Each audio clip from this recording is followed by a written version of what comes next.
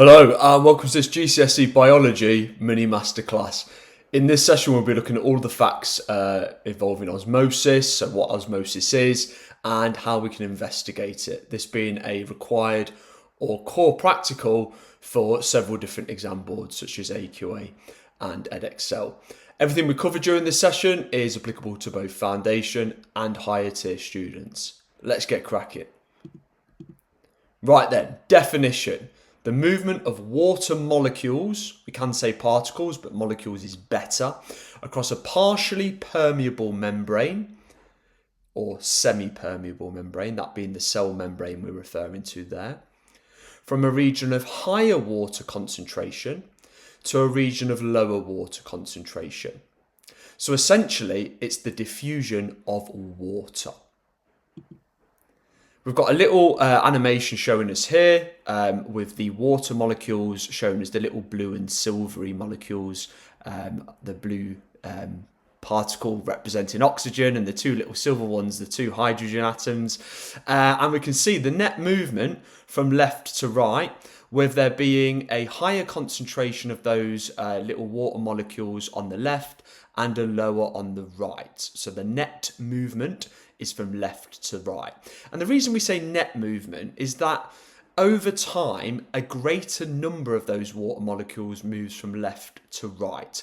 Of course, though, they can move back from right to left, but a greater number over time move from left to right across that semi or partially permeable cell membrane. The green circles there, those green particles, could represent any larger molecule that's unable to pass through that semi-permeable membrane.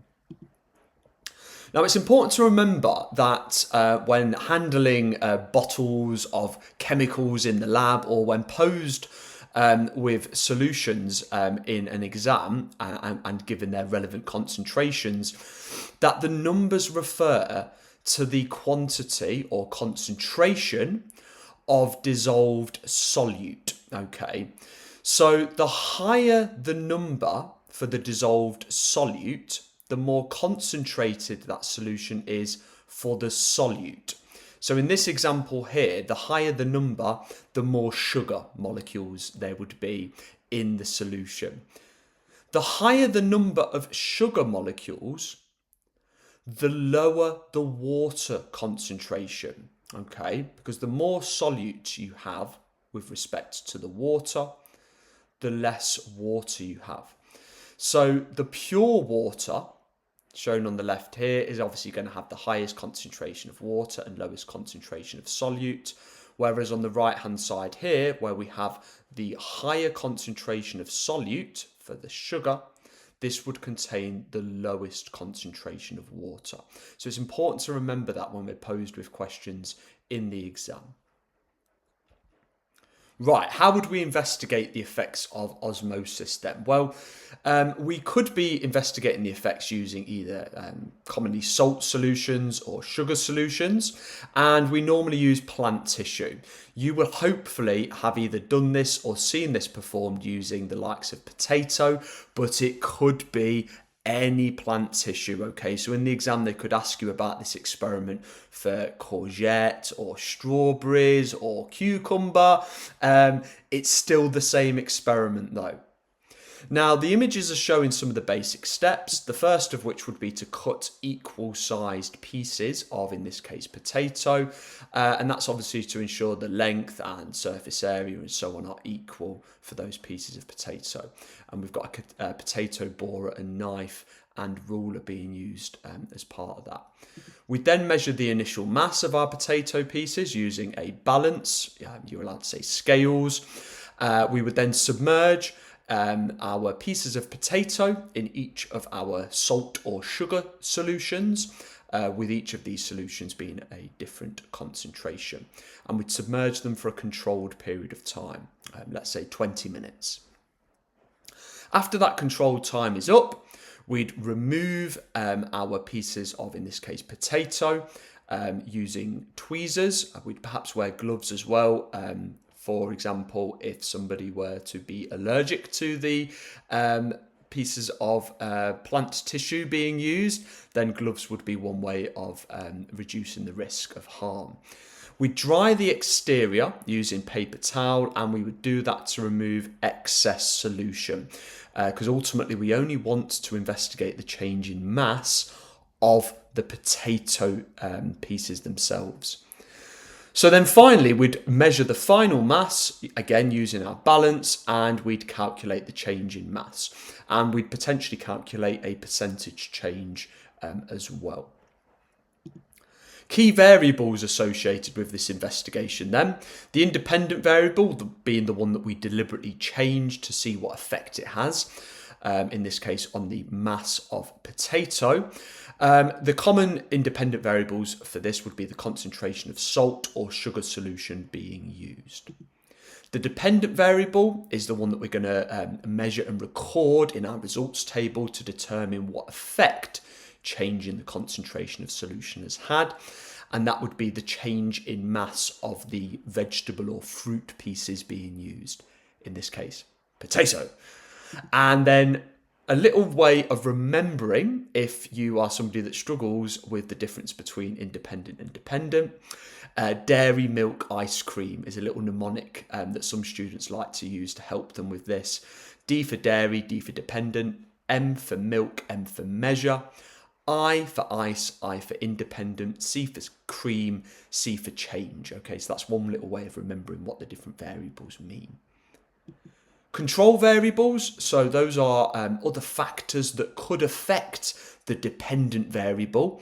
Okay, other factors that could affect the change in mass of our potato would be the likes of the type or age of the potato being used, the temperature, because of course temperature is going to affect the kinetic energy of our water molecules and how quickly they pass across that semi-permeable membrane, and the volume of solution. Okay, so those are some examples. Please note, some students reference the mass of potato mistakenly for a control variable here, because they think about cutting the pieces of potato to equal lengths and sizes. As I said earlier, that's to control their surface area.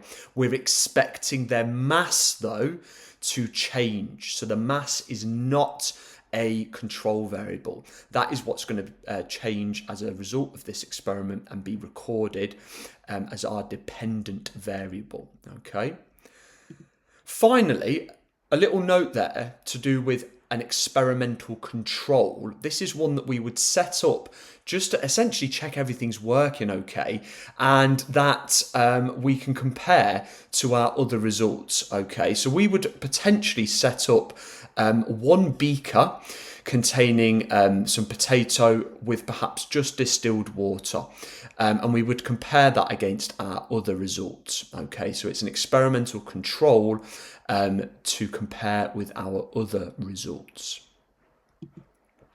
Right, some exam questions then. I'm going to model these first ones using the good old bug technique. So I'll be boxing those command terms, underlining any key information, and of course if this was a real exam setting, I'd be glancing back over my answers, essentially doing a little proofread before moving on. So I've been given a method here for an investigation performed into the effect of salt concentration on pieces of potato.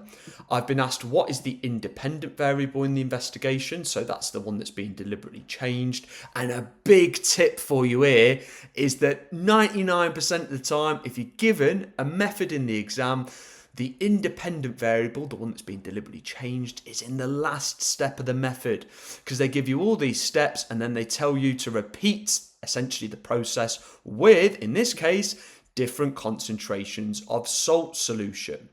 So that's going to be my independent variable. Why did the student dry the surface of each piece of potato with paper towel? Well, we're only interested in the change in mass of the potato pieces, okay, being our dependent variable. So we would want to make sure that only the mass of the potato is being measured, or we could say to remove any excess solution for our mark. One for us to consider here then, as a little we do, We've got an example student response coming up in a moment where they've been asked to calculate the percentage increase in mass of the potato, given the starting mass and the end mass. Our student has given this answer. What I'd like to do is pause the video and decide whether you agree or disagree with their response, and we'll review this in a moment. Right then, it's wrong. And this is a common error where the numbers have not been used correctly to input into the equation. What the student has done is taken the end mass as the increase in mass. They've used 2.7 grams as the increase in mass, when in fact they've had to calculate that themselves using a little bit of basic math here. So the increase is the difference obviously between the start and the end, this being 0.2 grams. That would be the increase divided by the starting mass of 2.5 grams, 0.08, multiplied by 100 is 8%. Okay, so our student would not get marks here because they've not correctly calculated the increase in mass. Right, one for me to model. Again, in this case, we've got a graph of results for, again, an osmosis experiment. And I've been asked to explain the change in mass for the potato cylinders, or tubes, as we can alternatively refer to them as, placed in the 0, 0.1, 0.2 and 0.3 mole per decimeter cubed sucrose solutions. So I can see from this graph then, on the y-axis we've got the percentage change in mass, and then we've got the concentrations of solution on the x-axis. Wherever there's been a positive value for the percentage change in mass, that's got to be an increase that we're seeing between the initial mass and the final mass. Where the line cuts the x-axis, that's where there would be no overall change in mass, that being based on the line of best fit I'm looking at here. So clearly an equal number of water molecules would move in and out by osmosis. And then wherever we have a negative percentage change, that's where we're going to have a decrease in mass, and therefore more water molecules would have moved out of the potato cells by osmosis. Now I'm bothered about 0, 0.1, 0.2 and 0.3, so we're looking at this portion of the graph showing an increase in mass. So I'm going to get 1 mark for mentioning that the mass increased, because I've not been told what the change is. So 1 mark for the mass increased. Why? Well, it is an explain question. We're considering what and why here. Great connected to use being because. Well, it's because water molecules must have moved into the cells, 2 marks. By osmosis, 3 marks. Why have they moved into the cells? Well, now we've got to consider the concentration of the water in the solutions compared to that of the potatoes. If more water has moved into the cells by osmosis, then there must have been a higher concentration of water in the solutions that the potato pieces were in than inside the potato cells. Okay, so that's why water has moved why water molecules have moved in to those potato cells. 4 marks there. 1, 2, 3, and 4. Right then, we've got a set of questions for you to have a go at. 6 marks in total, so you should be spending no more than 6 minutes on these. Pause the video and we'll review in a moment.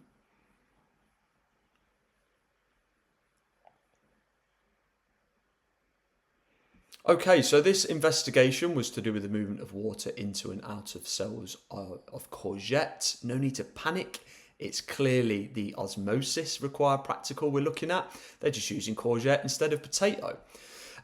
They've placed their pieces of courgette in different concentrations of sodium chloride solution. So this must be our independent variable. Different molarities are shown here. And they've also got one set up with courgette in just distilled water on the left-hand side. You've been asked to state why they've got a test tube in a beaker that only contains distilled water as opposed to sodium chloride solution with the courgette pieces. That must be a control, Alternatively, you can say to compare to other results. Next, describing two variables that need to be controlled in this investigation, so factors other than changing the concentration of sodium chloride solution that could affect the change in mass of the courgette. Any two from that list is acceptable. Time, which is rarely allowed as a control, is acceptable here, but only if you specify what time you're talking about, so the time the courgette was left in solutions. Please also note that equipment, such as using the same test tube, is also not acceptable. You're never going to get a mark for stating the use of the same equipment as a control variable in an exam. And then finally, you've been asked to explain why the courgette pieces in the 0.5 molar sodium chloride solution lost mass. So why did it decrease in mass? Clearly, water molecules must have moved out of the courgette. You must mention molecules here, not just water. By osmosis for a second mark. Why? Well, there must have been a higher concentration of water inside the courgette than the solution. So that's why water has moved out, and that's why the mass has decreased. You could alternatively have referred to the difference in solute concentration, with this being higher in the solution compared to that of this courgette. Okay, because if the concentration of sodium chloride being the solute is higher in the solution, that means the solution must have contained less water molecules than the courgette. So water molecules moved out of the courgette into the solution. 1 mark, 2 marks, and 3 marks there. And that's a wrap. Mission complete. The osmosis required practical fully covered there, including a little bit on variables. If you found that video useful, please do hit that like button and support the channel by subscribing. See you in the next one.